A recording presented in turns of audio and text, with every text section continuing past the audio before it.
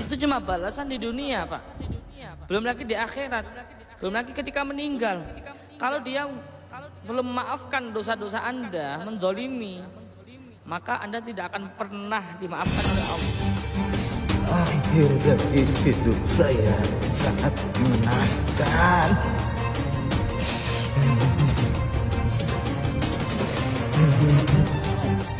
Gak ada toleransi lagi. Ya. Bahaya. Riba lebih bahayakan dari zina. Api neraka yang mana di sana tidak bisa kita bayangkan bagaimana pedihnya siksaannya. Mudah-mudahan Bapak segera dipindah dari kuburannya Raudhah min Riyadhis Jannah. Assalamualaikum warahmatullahi wabarakatuh. Alhamdulillahi wa kafa. Wassalatu wassalamu ala rasulillahil mustafa. Allahumma salli wa sallim ala sayyidina Muhammadin miftahi babi rahmatillah. Adada ma fi ilmillah. Salatan wa salaman daimaini bidawami mulkillah. Wa ala alihi wa sahbihi wa mawala amma ba'd. Sahabat Gus Idris Official, selamat malam. Mudah-mudahan kita semua diberikan nikmat iman, nikmat Islam, dipanjangkan umur kita, disehatkan badan kita, dilapangkan rezeki kita, dan dikabulkan semua hajat-hajat kita. Wa hajati dunya bil maisarah, wa hajatil akhirah bil maghfirah. Seperti yang telah pemirsa Anda semua request, baru malam hari ini kita sempat untuk membuat konten ini. Apa judul dari konten itu? Penasaran kan? Sebelum saya sebutkan konten itu berjudul apa, yang jelas sangat menarik dan banyak hikmah atau ilmu yang bisa kita petik dalam konten tersebut. Sebelum saya mulai konten apa itu, subscribe dulu. Subscribe dulu pemirsa, karena subscribe Anda, share Anda, komen Anda, like Anda membuat kami suntikan semangat, sehingga kami bisa semangat untuk bersedekah, infak, donasi pembangunan pesantren Thoriqul Jannah. Sebelum saya bahas tentang judul, saya akan menyampaikan yaitu tentang belajar jarak jauh, tentang Raga Sukma maupun penerawangan.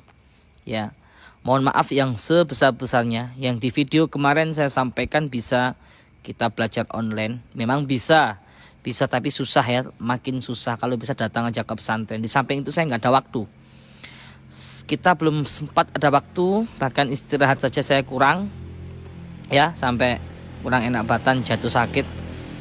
Namanya manusia pasti ada waktunya limit juga ya pemirsa. Jadi mohon maaf yang sebesar-besarnya karena belum ada waktu untuk membalas permintaan dari belajar online atau video kemarin, karena padatnya jadwal ya.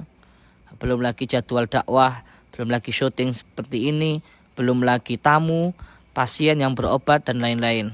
Jadi saya klarifikasi, kalau bisa datang di pesantren lebih enak pemirsa ya, lebih cepat untuk pembukaan cakra Raga Sukma maupun penerawangan. Karena manfaatnya itu nanti banyak sekali untuk pengobatan, membantu yang sedang sakit, saudara kita yang non medis kena gangguan gaib. Malam hari ini kita akan membahas judul yaitu debt collector, korin daripada rentenir. Adakah penyesalan kehidupan seorang rentenir? Ataukah hidupnya senang dunianya, bahagia dunianya maupun akhirat? Karena itu ada perbuatan keji, riba, yang mana riba itu lebih besar dosanya daripada zina. Naudzubillah min dzalik. Hati-hati bagi Anda yang saat ini profesinya sebagai debt collector ataupun rentenir. Hampir sama enggak ya bahasanya ya, debt collector atau rentenir ya? Atau yang kadang menolong tapi mentung ya, utang 1 juta, hutang 1 juta harus nyaur 1.200.000. Kan banyak itu. Hutang 2 juta harus nyaur 3 juta, wah dan lain sebagainya. Mana intinya itu. Hati-hati. Nanti akan kita lihat penyesalan dan pengakuan seorang debt collector ataupun rentenir. Di sini saya membuat video ini tidak bermaksud menyinggung siapapun yang menonton video ini. Cuma saya mengingatkan secara Islam, saya sampaikan secara syariat. Apa? Sebagai dai, sebagai ustadz, maka saya menyampaikan apa yang saya pelajari berdasarkan syariat. Nanti akan di akhir video akan saya jelaskan siksaan-siksaan seorang rentenir ataupun debt collector ya. Nanti akan saya jelaskan secara muamalah, secara fikih akan saya jelaskan. Namun sebelum itu yang Anda tunggu-tunggu yaitu dari korin akan saya masukkan. Ingat korin ya. Bedakan korin dan sukma. Ini selalu saya ulang-ulang. Gimana biar tahu korin dan sukma itu apa? Tonton video sebelumnya. Terima kasih saya sampaikan. Selamat menonton. Saya sampaikan kepada sahabat-sahabat Gus Idris Official yang selalu setia mensupport video kami, baik yang di tanah air maupun di luar negeri. Terima kasih yang sebanyak-banyaknya. Mudah-mudahan Allah membalas berlipat-lipat kebaikan. Ayo kita masukkan korin rentenir. Ki Ageng dulu apa Ustadz Farhan? Ustadz Farhan Zubairi. Silakan, sudah nemu belum korinnya? Ini saya suruh milih sendiri mereka ya. Mau masukkan yang cantik kek, mau yang galak kek, mau yang tegas, mau yang ganteng terserah. Mau yang tua, pokoknya yang bisa ngomong bahasa Indonesia.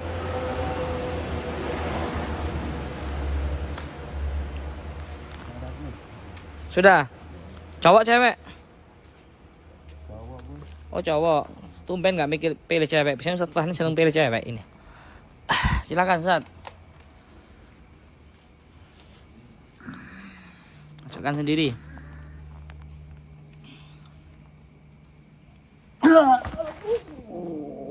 Kotor semua ini.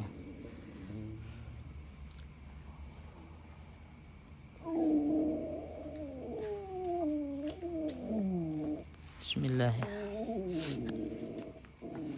Allahumma inna nas'aluka syihatan. Allahumma syifaan ajilan. Sallallahu alaihi ala sayyidina Muhammad tibbil qulubi dawaiha wa afiyatil abdani wa shifaiha wa nuril absari wa diyaiha wa ala alihi wa sahbihi wasallim. Sudah ya. Udah netalisirkan.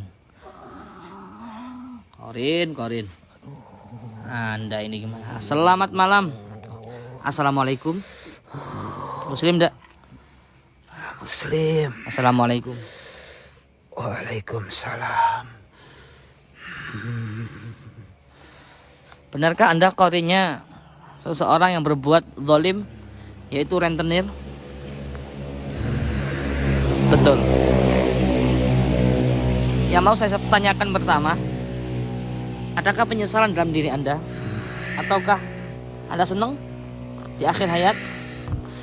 Sangat menyesal sekali dengan perbuatan yang selama hidup saya perbuat.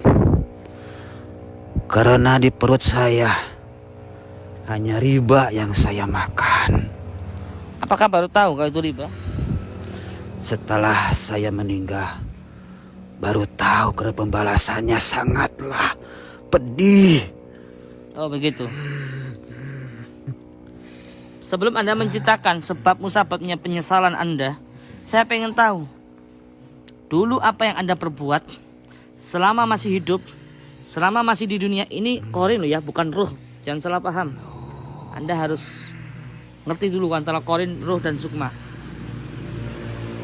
Sebelum saya tanyakan tentang penyesalan Anda, sebab musababnya Anda nyesal, saya pengen tahu perbuatan Anda semasa hidup dulu. Dengan bangganya Anda berbuat keji seperti itu, tak merasa berdosa sama sekali. Jelaskan apa saja yang Anda lakukan selama masih hidup. Iya, selama hidup saya sering menolong orang. Menolong dengan cara meminjam-minjamkan uang bagi orang yang sangat membutuhkan. Mereka datang Terus? dengan wajah pengharapan, penuh harap.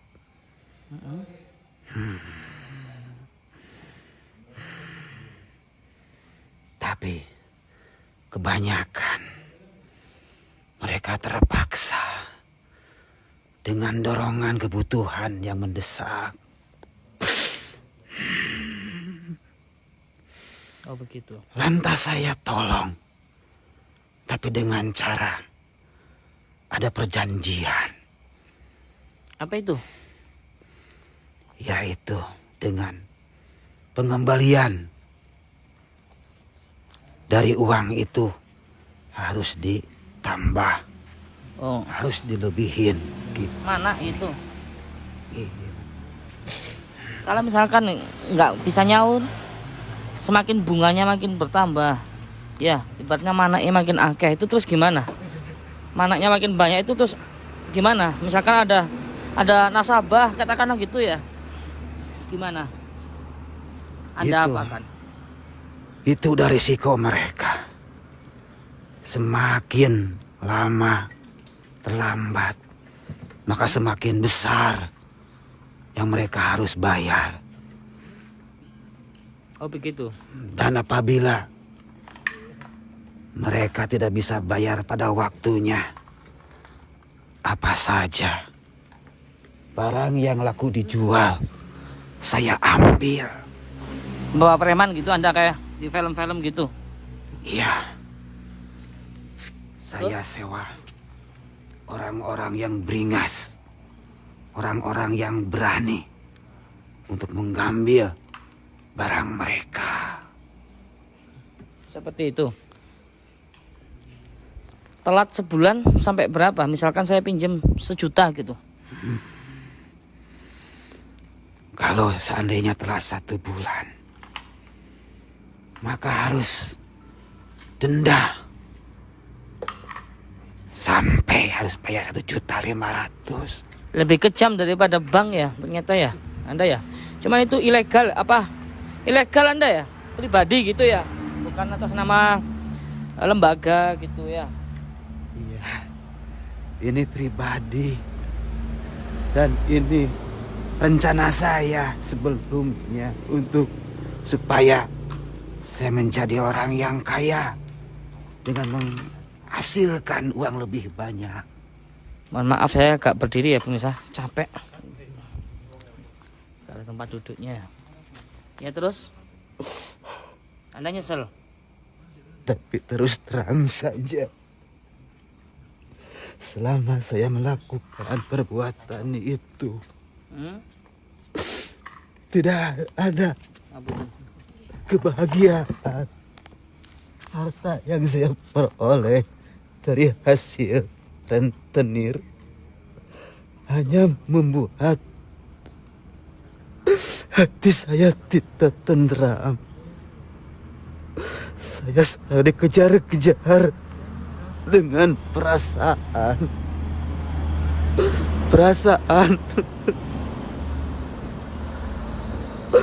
ketakutan. Takut apa?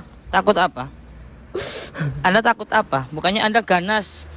Bukannya Anda itu apa ya, bangga ditakuti semua orang yang Anda pinjemin duitnya dengan bawa preman-preman gitu. Kenapa sekarang Anda bilang takut? Takut sama siapa? Takutnya orang yang saya dolimi, orang yang saya ambil barangnya secara paksa karena tidak bisa membayar pada waktunya. Dia punya rasa dendam. Dan takutnya pas saya keluar, dia berani untuk membuat saya celaka. Itu cuma balasan di dunia, Pak. Belum lagi di akhirat. Belum lagi ketika meninggal. Kalau dia belum memaafkan dosa-dosa Anda, menzolimi, maka Anda tidak akan pernah dimaafkan oleh Allah. Selagi Anda pernah dosa sama manusia dan orang itu meninggal duluan, atau Anda yang meninggal duluan, maka Anda yang akan menanggung dosa-dosa tersebut. Kalau orang itu dizolimi terus mengadu kepada Allah, gimana coba Anda? Iya juga. Nasib Anda malah malang sekali. Mungkin karena doa-doa mereka yang saya dolimi itu, akhirnya akhir dari hidup saya sangat mengenaskan.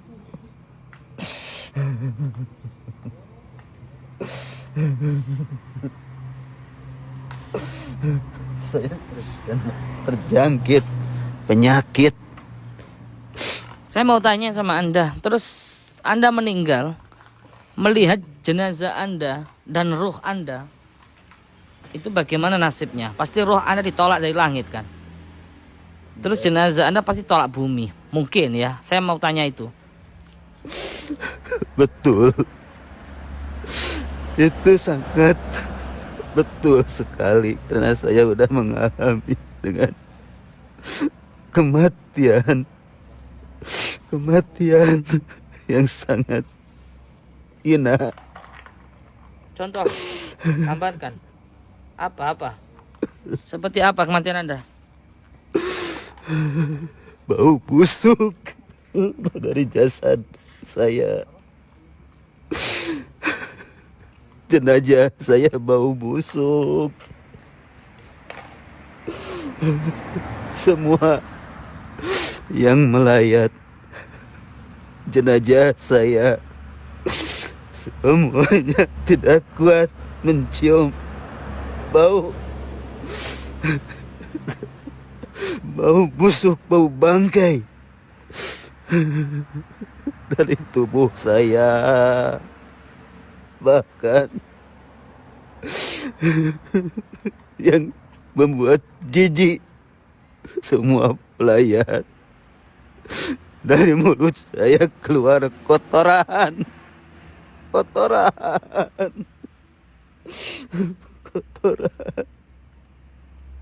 Walaupun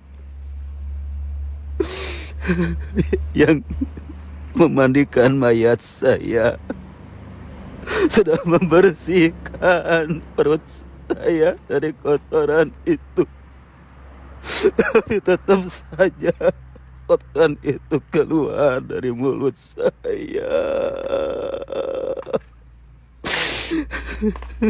Nyesel ya sekarang ya? Nyesel ya? Alangkah hinanya saya merasa menyesal. Kenapa sebelum meninggal saya nggak bertobat terlebih dahulu? Ya, terakhir apa yang Anda ingin sampaikan? Semoga dengan Anda menyampaikan disaksikan orang banyak, ini ya kami siarkan, bisa mengurangi sedikit penderitaan Anda di alam kubur. Anda kan nggak bisa masuk ke alam kubur kan sebagai korin. Semoga Anda kan menemani hidup jasad Anda itu mulai dia lahir sampai dia meninggal. Paling enggak dengan Anda memberikan nasihat lah kepada pemirsa, bisa meringankan, sehingga bisa meringankan sedikit penderitaan atau siksaan Anda. Apa yang Anda ingin sampaikan yang positif, mengingatkan bagi kami yang masih hidup? Iya, semoga saja menjadi membuat ringan sedikit demi sedikit siksaan saya. Mau saya sampaikan pesan Ya, silakan. Ini sebagai contoh. Lihat saya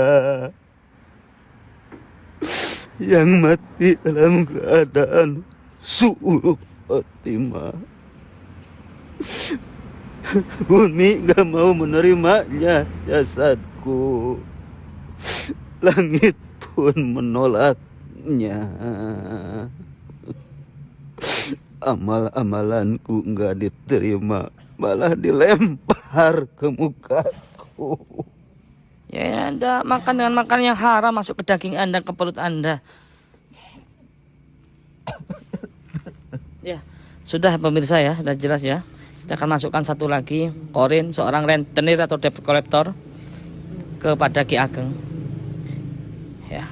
Ya, gitu aja. Mudah-mudahan Anda diampunkan dosa-dosanya ya.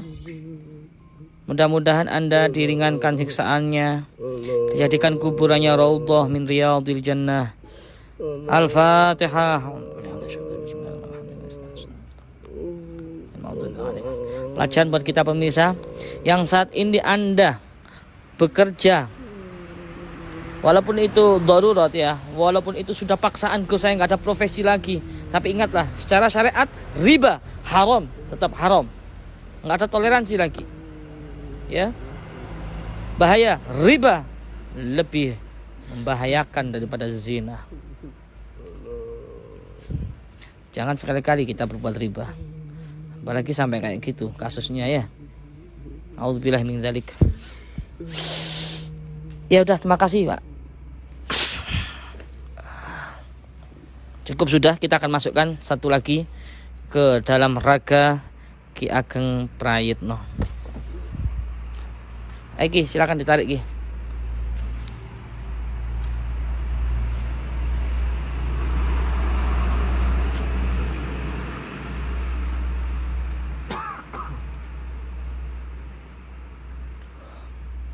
Pak Dadang kalau mau istirahat, Ustaz Farhan silakan. Itu Ustaz, cangking sini Ustaz. Ustaz koleng ya. Turun. Enggak Ki. Gak kuat berdiri, mohon maaf pemirsa ya. Gak kuat berdiri lama-lama.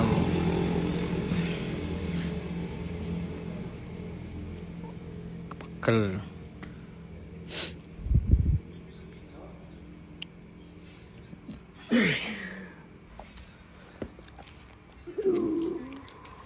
Sakitan ya kayaknya ya. Allahumma syifaan syifaan ajilan la yughadiru saqaman wa salli wa sallim ala sayyidina Muhammadin tibbil qulubi wa dawaiha wa afiyatil abdani wa shifaiha wa nurul absari wa diyaiha wa ala alihi wasallam. Assalamualaikum.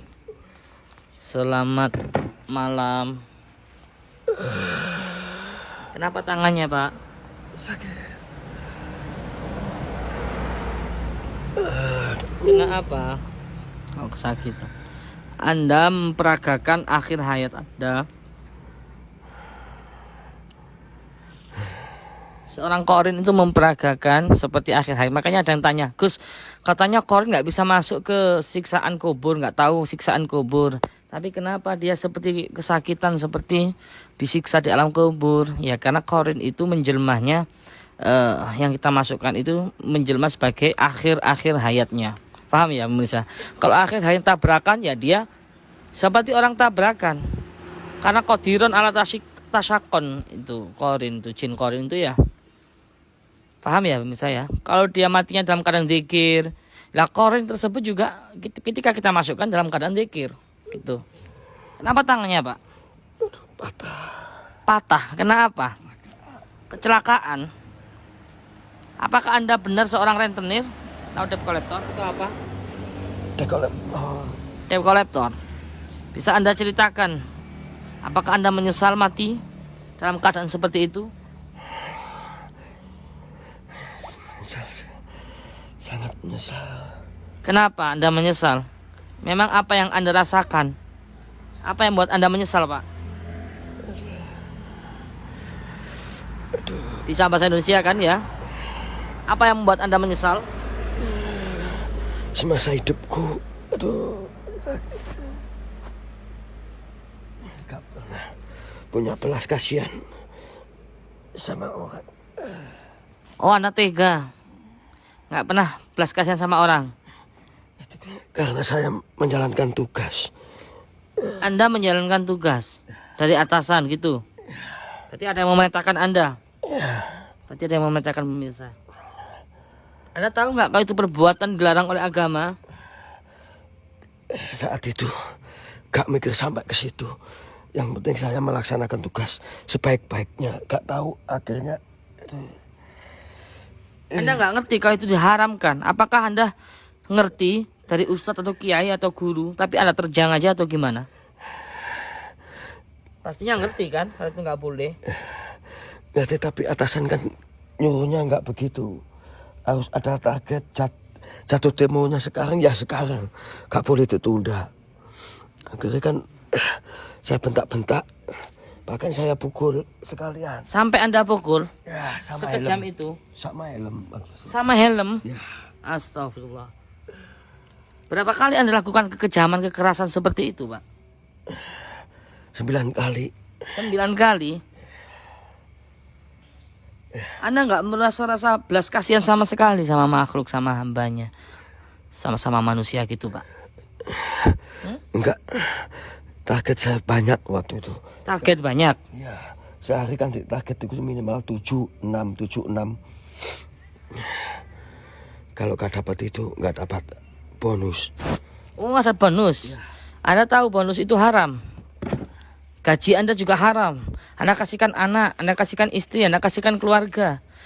Kelak peliharalah keluarga-keluargamu dari api neraka. Itu kata Allah. Tapi kenapa anak dan istrimu kau masukkan ke neraka dengan cara kerjamu yang haram, Pak?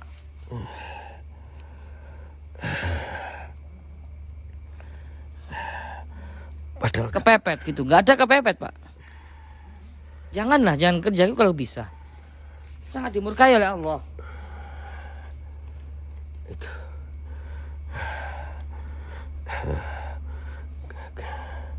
Terus setelah itu Anda pernah pukul helm, Anda lakukan kekerasan, kontak fisik sama yang Anda itu, target itu. Terus setelah itu, apakah Anda setelah meninggal melihat siksaan atau penderitaan sehingga Anda betul-betul menyesal dalam ini? Anda menyesal enggak sih? Ingin hidup kembali enggak?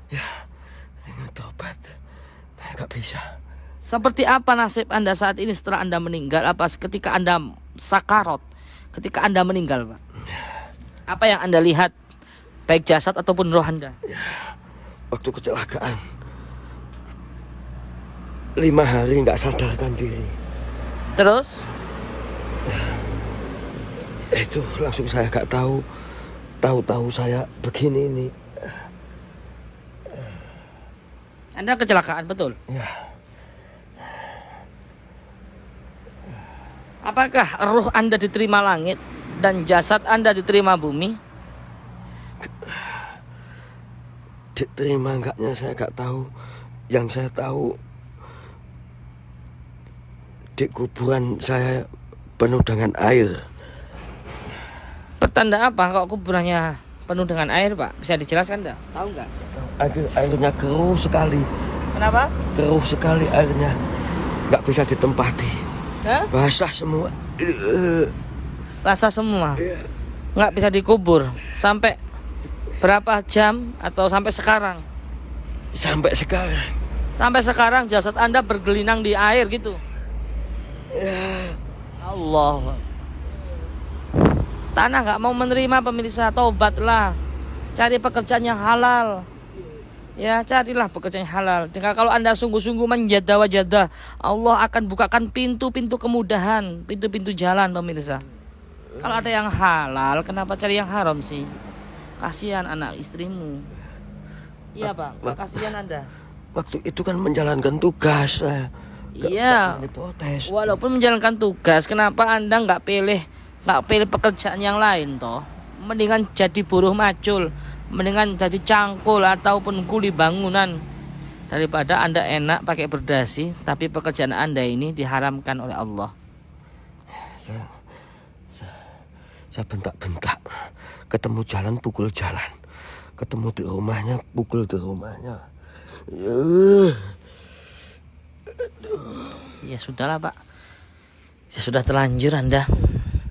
Sebelum Anda keluar, Pak, untuk meri sedikit, mudah-mudahan ya bisa meringankan siksaan Anda di alam kubur. Ayo kasih nasihat karena ini ditonton. Kasih pesan kesan lah. Sama siapa? Sama pemirsa ini kan ada di syuting, Pak. Mudah-mudahan kalau pemirsa yang melihat profesinya seperti Anda, kemudian di beliau tobat, siapa tahu bisa meringankan azab Anda, Pak. Ya, saya cuma berpesan seprofesi saya yang sekarang masih hidup sebagai penagih hutang, khususnya pecicilan kendaraan. Ingat betul-betul jangan sampai mengalami nasib seperti aku. Ingat, taruh belas kasihan kalian sama seseorang. Andaikan hari itu juga gak ada uang, tolong dikasih waktu untuk membayarnya. Ingat, cuma itu yang bisa saya sampaikan. Aduh. Ya udah, terima kasih banyak Pak. Kita doakan mudah-mudahan Bapak diringankan siksaannya ya. Diampunkan semua dosa-dosanya. Dijauhkan dari kuburan ghufrah min ghufratin nirah, atau kuburan lubang daripada lubang api neraka yang mana di sana tidak bisa kita bayangkan bagaimana pedihnya siksaannya. Mudah-mudahan Bapak segera dipindah dari kuburannya Raudhah min Riyadhil Jannah, karena amalan-amalan baik Anda selama di dunia, karena juga nasihat Anda ini yang bisa menjadikan ribuan orang taubat nanti ya di kamera. Makasih banyak Pak, kita membantu dakwah kita ya. Mudah-mudahan Allah membalas berlipat-lipat kebaikan. Assalamualaikum. Cukup sudah pemirsa, kita menyatukan 2 Korin. Alangkah betapa ruginya mal'un, alangkah betapa menyesalnya yang dengan bangga memukul orang, dengan bangga, dengan gagahnya karena merasa orang tersebut salah. Tapi sejatinya perbuatan Anda itu adalah perbuatan riba, perbuatan yang dibenci oleh Allah Jalla Jalaluh. Itu saja yang dapat saya sampaikan. Mohon maaf kita nggak bisa syuting panjang-panjang, misalnya kayak saya kurang enak badan juga. Doakan kita semua diberikan kesehatan, panjang umur, sehat walafiat ya, dikabulkan semua hajat-hajat kita, agar kita bisa tetap istiqomah dakwah lewat medsos ini selama lockdown. Selama lockdown kita fokus ke dakwah medsos, karena kalau nggak lockdown pemirsa, kami ini sibuk dengan dakwah majelis dari wilayah ke wilayah, majelis sholawat, majelis zikir, majelis taklim ya. Maka dari itu kita nggak kehabisan fikir. Kita buat channel YouTube, kita dakwah lewat apa? Awalnya ceritanya gini, misalnya cerita ya. Awalnya dulu sebelum lockdown kita itu dakwah majelis sholawat, Thariqul Jannah namanya. Tiap malam kita, kadang sampai sholat sunnah aja kita di mobil, nggak pernah di rumah. Kadang untuk sholat sunnah aja kita di mobil karena macet kadang. Terus setelah lockdown ini kita nggak kehabisan fikir karena jiwa kita sudah dakwah. Kita nggak kehabisan fikir, kita bikin channel YouTube, kita upload dakwah-dakwah kultum ya seperti itu, vlog-vlog dakwah. Tapi peminatnya kurang. Kita peminatnya kurang. Ini gimana ya? Kok nggak ada yang nonton gitu? Dakwahnya nggak maksimal, bagikan buih dalam lautan, sudah sampai 1 bulan nggak memberikan hasil. Di channel TJ Multimedia itu ya, nggak ada yang nonton, nggak ada yang respon. Akhirnya saya mikir sama Ki Ageng, sama Mbah Yai, gimana ya supaya dakwah ini diterima di medsos ya. Satu kebaikan walaupun cuma lewat medsos bisa memancarkan gelombang pahala dakwah yang luar biasa. Akhirnya saya mikir, oh iya, kita dakwah berkali-kali kita diganggu oleh dukun. Kita dakwah berkali-kali banyak yang nggak senang, banyak yang nggak suka. Dan alhamdulillah Allah kasih maziyah kepada kita. Kita bisa melihat, kita bisa merasakan, bahkan kita bisa mengobati, kita bisa tahu dan lain sebagainya yang berhubungan dengan gaib. Akhirnya kita punya ide, yaitu gimana kalau dakwah itu kita kasih dengan misteri. Ya, misteri apa ya? Bersifat misteri lah, bersifat gaib lah. Karena manusia itu penasaran dengan hal gaib, karena mereka nggak tahu. Makanya kita kasih tahu supaya barangkali mereka mau belajar untuk meneruskan dakwah ini ya. Kita akhirnya bikin konten-konten misteri waktu itu, mengungkap jalan-jalan yang sering kecelakaan, adakah di situ aura negatif, campur tangannya bangsa gaib. Nah, setelah itu kok banyak peminatnya, akhirnya kita sisipi dengan dakwah, dan sampai saat inilah itulah biografi ceritanya channel Gus Idris Official. Semoga bermanfaat. Support terus video ini. Support video ini dengan Anda men-share video ini. Banyak yang nonton, ribuan, Anda sama saja dengan sedekah pembangunan pesantren kita. Ya, bantu dengan harta, nggak bisa harta, dengan tenaga. Dengan Anda men-share video ini baik ke Facebook, ke Instagram, WhatsApp ya. Karena apa? Oh, Gus itu cari rating, Gus itu cari popularitas, Gus itu cari laba, cari keuntungan, Gus itu cari harta, YouTuber. Enggak pemirsa, demi Allah itu harta YouTuber kita sedekahkan semuanya ke pembangunan pesantren. Ya, kita nggak butuh uang itu. Hidup kita, mati kita, semua sudah kita wakafkan. Sudah saya wakafkan untuk perjuangan umat. Ya, pengen tahu kisah-kisah dakwah saya, silakan dibuka di channel TJ Multimedia mulai tahun 2011 sampai saat ini 2020. Itu saja yang dapat saya sampaikan. Mudah-mudahan bermanfaat bagi Anda semua. Apabila ada kurang lebihnya mohon maaf. Wal afu minkum. Wassalamualaikum warahmatullahi wabarakatuh.